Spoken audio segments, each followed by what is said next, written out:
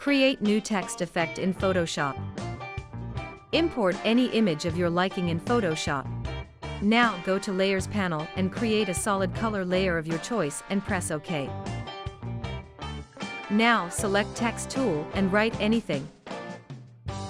Go to Text layer and right-click on it and select Rasterize layer. Now adjust the size of your text according to your main subject. Now hold Ctrl and click on your text layer for selection, and then close the text layer. Place your solid color layer below your main subject. Now select your main subject layer and add mask on it. Select Brush tool and select for brush. Make a new layer and simply draw fur on the edges of your text.